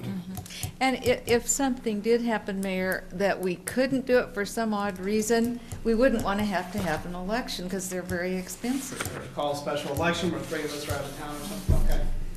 I think we're all, Again, I think we should talk to the city attorney about the 45-day versus 60-day and what our liabilities are relative to that. So everybody's comfortable with the charter ordinance? Because that's, there's two pieces to it. The charter ordinance is what exempts us from having a special election, which I think was one of the issues. And then, so it's pretty basic about exempting from that. It also changes the date of the elections because, ours have always been in April and that changed, so that's is there changed. anything we can do to go back to April? I just Yes, think that I think we stinks. can. From what they said in Topeka when we were at League, I think they said that we could opt out of that part too. And I prefer the April elections for many reasons, which we discussed at League. For one thing, you've already got a big long ballot in the fall. This is an off year. It won't be much. I know, This is the but odd years. There's nothing. I am against it because it is moving us closer to making our elections partisan and more political, and I don't want that to happen.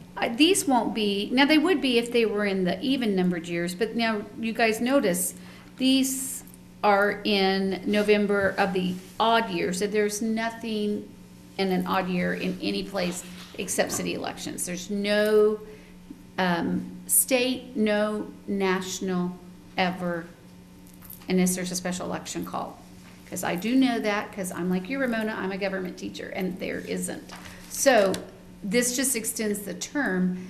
The thinking is, and whether it's right or wrong, because I've talked to several senators and several legislatures, is they are thinking this will bring voter turnout because people don't think about going in the spring. And let's just be honest, it was dismal. I mean, we were lucky in Bel Aire. I think we actually hit 17%.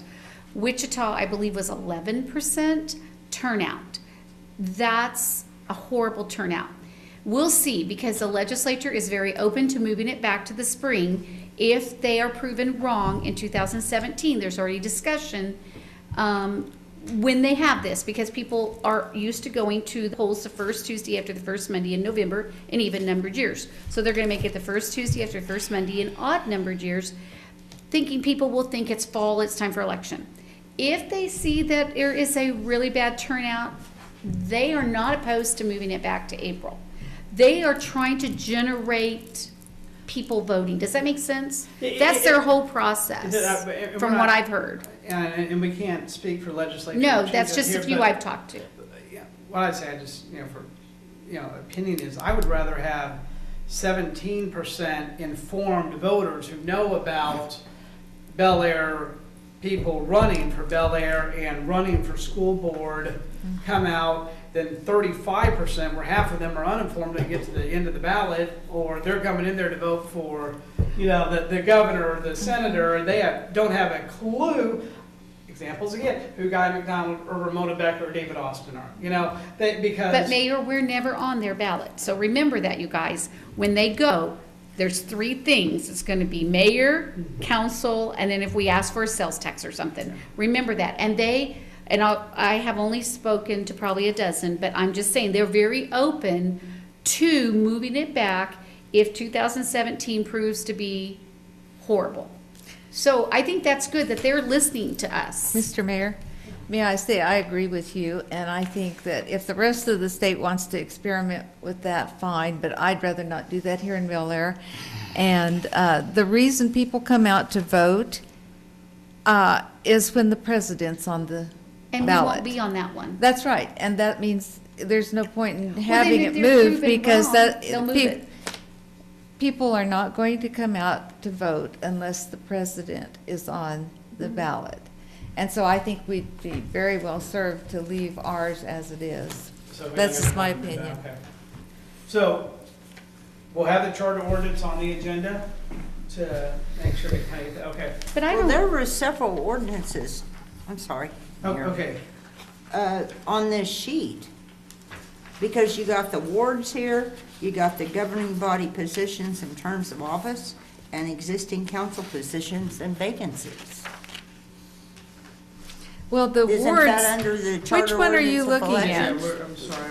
which one are you on? There are, from what I understand in talking with the attorney, there were several ordinances that were, some of them were like exempting in for primaries and exempting out, and then Yeah. the dates changed and stuff. So what she did was she went through all of our charter ordinances, and then created this to make sure that we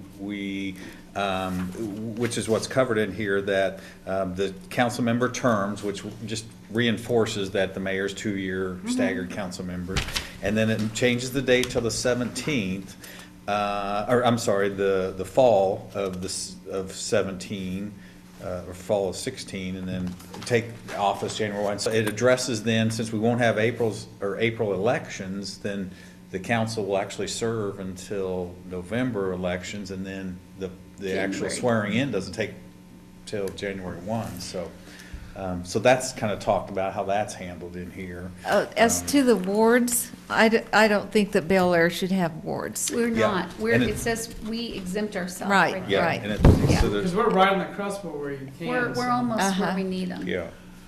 Well, Yeah, according but I to the don't state, know but we if don't you have get to. people from each area to run. Right. Mm-hmm. We're Yeah, saying I'm we are looking right now, exempting. knowing where everybody lives, and we're all very well diversified as far as neighborhoods. Mr. We're Mayor. not. Yeah. We're close. And Mr. Brown? I'm in favor But of we an don't April speak. election. If we How's can that? legally retain We're around the April corner from election, each other. then I would want to do so.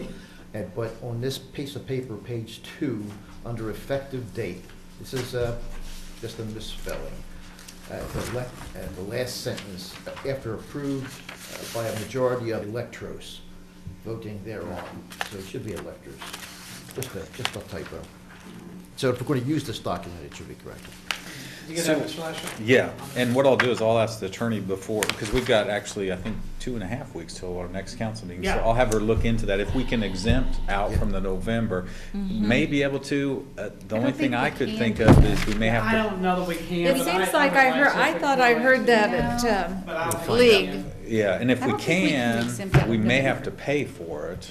Yeah, I don't, it's a lot because, of. you know, if there's ever special elections, we have to pay for those. I don't know. We Yeah, can do there's some gonna- research though, okay. and so But have that answer for I'm you. anxious to see, maybe we can prove them wrong. I'm anxious to see if it changes. Yeah. Ms. Lasher, we've got at least 3 that have that, so can you ask if we can and Yeah. what that is? Because, Yeah, I'll- if we I want the can. November. I want to see how Yeah, it we'll works. see if we Okay, can so, do that. It'll be Mr. better. Mayor, Yes. under existing council positions and vacancies, on page 2, the next highest vote recipient will fill the position with the unexpired term. Is she going to take that out? Yeah, we're, what do you call it? We've opted out. Yeah, We're of opting it. out of it. Yeah. Okay, and then. Well, no, what that deals with is if there's an appointment made that goes, for example, Ms. Diane. Nguyen, she serves until the next election. Now, she purposely didn't put anything in here about how vacancies will be filled, and that's why you have the council vacancy policy. So you can decide then, so it doesn't say in there that if a vacancy occurs, and you have to appoint someone that had the most, set third most highest, whatever votes. So what she's talking about here is that whoever's appointed serves until the next election, but you decide in your council vacancy policy how you're gonna appoint that person. So what's I gonna? might, Sorry. I might have missed it, but I was thinking, the first 2 years that I ran, I took the vacant seat of Mr. Terrebonne. He had 2 years left.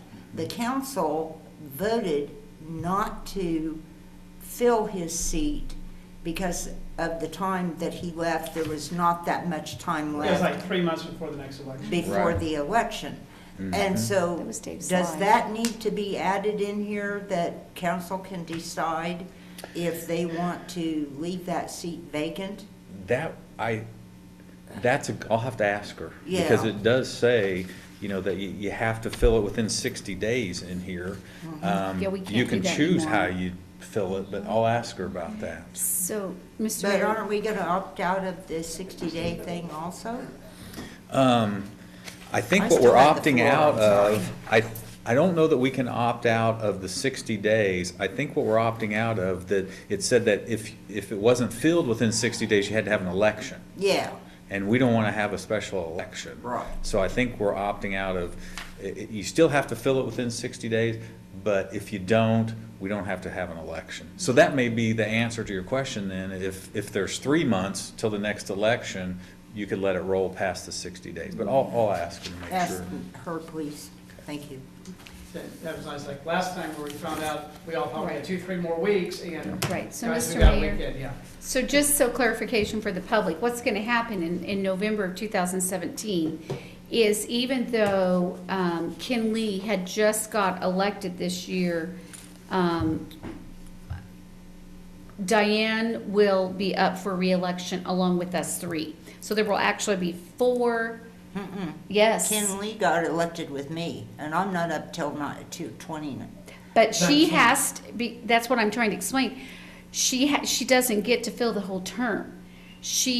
That term has to be elected. She's only till the next election. That's why I was trying to explain to you that that's how it happened before too, is why we had that 2-year that you filled, is because even though there's 3 of us up for election next time, she also, her seat has to come at the next election. That's how we did it in the past. Yes, No, 4, because she's not up until 2019. but she doesn't get to serve the whole term. She only serves till the next Until the next election. public election. That's how, She's taking Mr. Lee's seat, so she would fill until his term was up. That's not how it Because you happened. only have 3 at one time, and you understand have that. 2.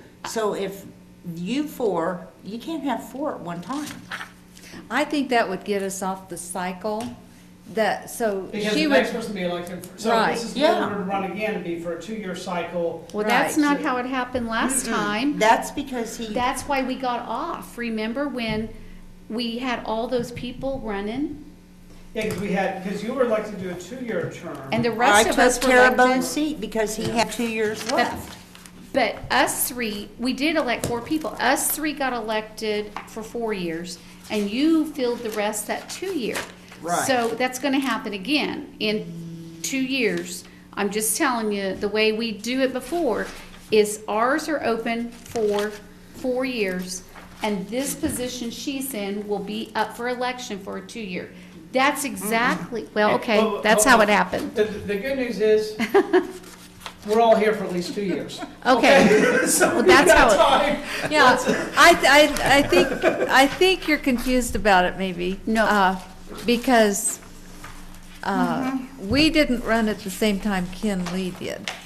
Okay, Right. that's okay, I don't wanna argue, cause I'm tired. Yeah, I think okay. we're all- that's what I'm saying. I We've know got how 2 it years, works. guys, let's,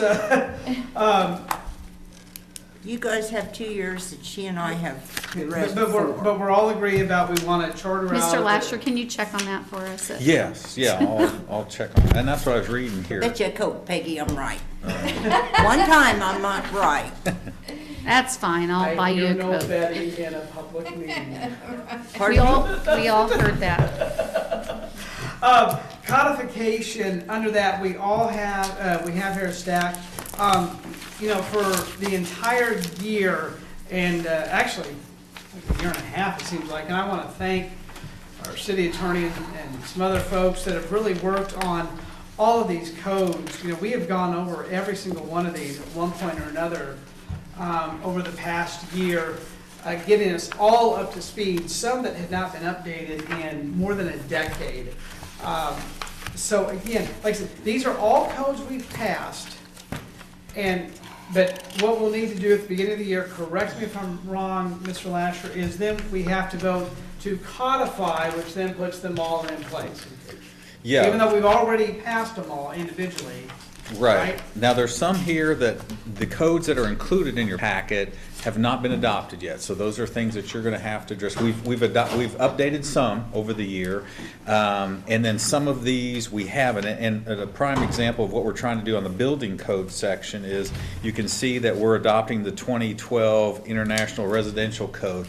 You remember the last 2 meetings ago we talked about the fire code and how we hadn't updated that in 8 years or so. And so that's what we're trying to do with these codes here, is update them. And you'll see that they're not necessarily up to 2016 or 15. That's because they may not have updated those codes every year, maybe every 2 years that they do them. And then what a lot of times Wichita and Sedgwick County does, and that's why we follow them, is because they'll update their new codes, but then they'll go through it and realize, oh, this shouldn't be in there, we need to take that out. And they'll make changes to it as they find issues. And so that's why we kind of like to hold up a little bit, let them work through all the bugs, and then when they've got a good code, then we come in and say, that's why we want to adopt the 2012 code, because they've already vetted it for us. It's good for us to go. So you can, and again, these are just in there for you to look through. You can see what was changed. And Allison would like to have these at the same time that we codify everything, is update all of these codes, and then it's called codification, where we take all the codes that have been updated over the year, put it all on together, and then it creates a new code book. And we need to do that because I was actually questioned we hadn't codified our codes yet this year, so someone was looking at our codes online, and we had made a change to the codes a few months ago, and it didn't match because we haven't codified it yet. We haven't brought it up to date. So that's why we do that. And so these are just there to look through. If you got any questions, you can come to me, you can go to Keith, you can go to Allison. We'll all help you answer any questions that you may have in here. And it shows you what's changed. And a lot of them are changed because something happened at the legislative level. They made some code changes there that affect us. So you'll see that in there. I identify KSA statute, something or other. So, like I said, feel free if you have questions to get with one of us, and we'll help you answer those. Questions on codification or code updates? I had a question, but I can't find it now. I saw it online, so I'll ask you about it later when I find it again. Alrighty.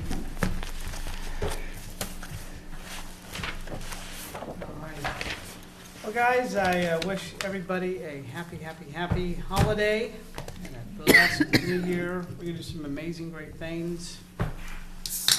Anything else that needs to be brought up? Then I say we're adjourned. And I'll see y'all next year. Merry Christmas and Happy New Year to you, and Happy Holidays and all that good The same. stuff.